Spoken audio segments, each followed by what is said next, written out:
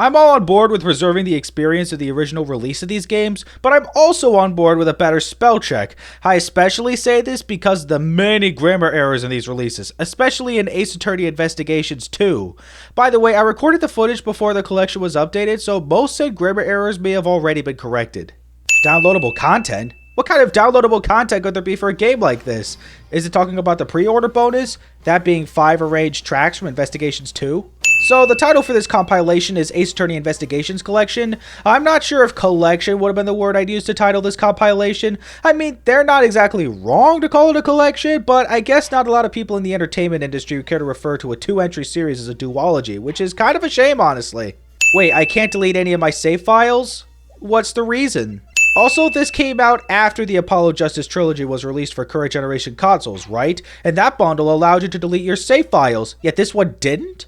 So for both of these games, they just used a very basic artwork for the episode art. Just a background with a JPEG slapped on. Oh, and also with a shadow behind it just so people don't think we're lazy. At least they're consistent with that, unlike with the Phoenix Wright trilogy.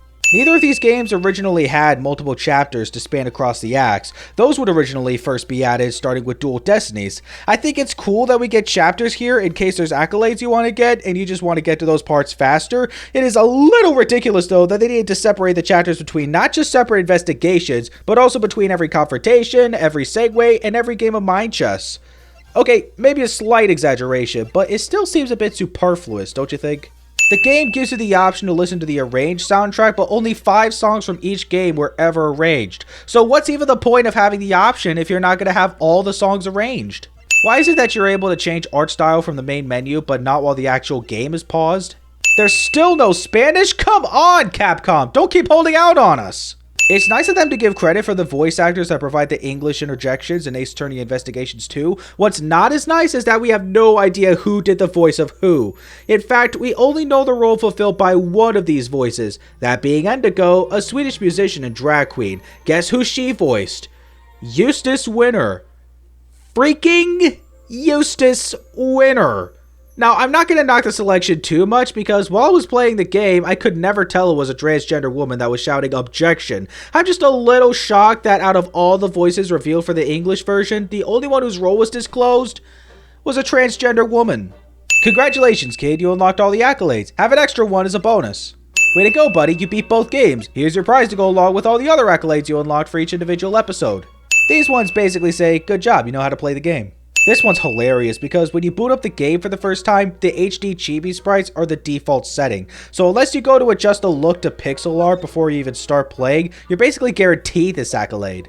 The photo album is missing some images. I'll just add that many sins and save us some time. You probably don't want to hear my voice that long anyway. The character compendium is a cool new feature to see all the different character sprites, whether while investigating or during a confrontation. However, it's kinda crappy if you want to talk about making simple fan-made videos using the character sprites with relative ease without the need to use objection.lol. Hate to compare this to the Apollo Justice Trilogy again, but that bundle's animation studio had a lot more to offer. That one had backgrounds to put the characters in front of. And while I'm at it, you can't even turn on the mouth flap for the confrontation sprites. In fact, sometimes the mouth flap is an entirely separate sprite altogether. There's also a good number of missing sprites from the character compendium, but in the interest of everyone's valuable time, I'll just send all of them at once instead of going through them individually. I guess they may not have had time, and I know game development is hard, but they couldn't draw every character to be facing in all 8 directions. For some, they had to just flip the sprite. I'm happy they made the updates they did to Callisto U's sprites because there's no reason for her to have gray hair in pixel art, especially when her DS sprites in confrontations had the correct hair color. Something real quick about Kochin's sprites, when he's facing right, you can only see his bloodstained clothes in HD. On pixel art, you can't see it. What an interesting detail. Isn't it bullcrap how you can't even see the holographic display for when Kay uses Little Thief to bump up the projection settings? Apparently, the character compendium has decided to show Larry some respect by calling him Larice Dotem. It's also worth noting that out of all the characters that appear in both Investigations titles, Larry is the only one that ages a year. No joke, Investigations 1 puts his age at 25, and Investigations 2 puts him at 26. Considering the timeline, this means Larry's birthday is between March 14th and April 2nd, 1993. One of the designs for 13-year-old Francisco would have given her sleeves, but instead, how's about we expose her shoulders? What's this one with Lang being handcuffed? Congratulations, Capcom, you almost made Eustace Winter look even more dorky than he did before. And to add on to that, you almost made him look too similar to Apollo Justice. Did they seriously draw an 18-year-old Fender in his underwear? Then we have what looks like a concept of Fender being a character that held a gun.